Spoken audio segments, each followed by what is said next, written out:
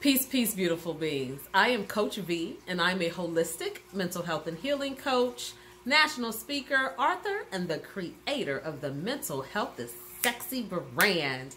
Today, I am sharing with you tip number 3 and how you can stay in control of your mental health inside of your relationship without medication. If you missed tips 1 and 2, I invite you to go back into the archives so you can see those juicy tips that we discussed previously. Tip number 3, elevate your viewpoint or your thinking when it comes to making apologies. A lot of times people are slow to apologize because their ego is involved, or people feel like if they apologize, it makes them look weak, or it admits that they're wrong and they don't want to be wrong.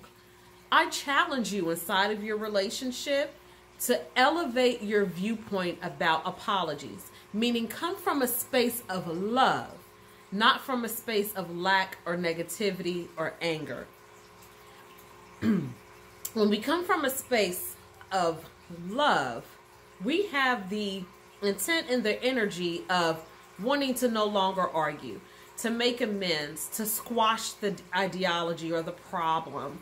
When we apologize, we come from a space of, I can see your point. That doesn't mean you were wrong in what you did. Apologizing just let your mate know that I see your point, or I understand how you could have taken it this way, or I didn't mean to make you feel da da da da da.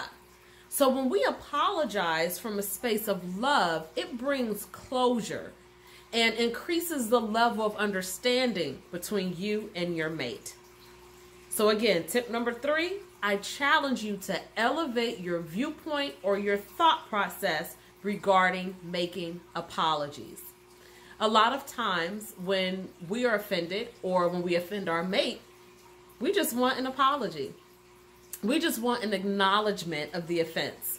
We just want an acknowledgement that, hey, you hurt my feelings, or hey, that made me angry. Oftentimes, though, when we're not in charge of our mental health, our ego kicks in and we want to argue the person down.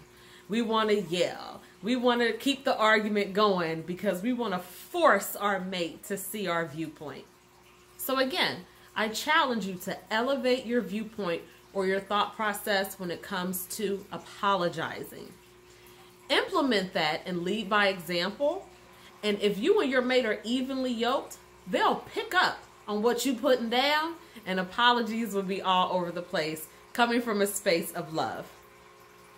Thank you so much for tuning into this video.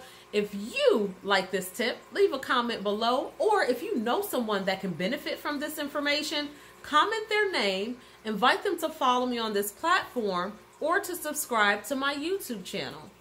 I look forward to sharing with you tip number 4 and how you can take charge of and stay in control of your mental health and your relationship. Thanks again for tuning in. Be blessed.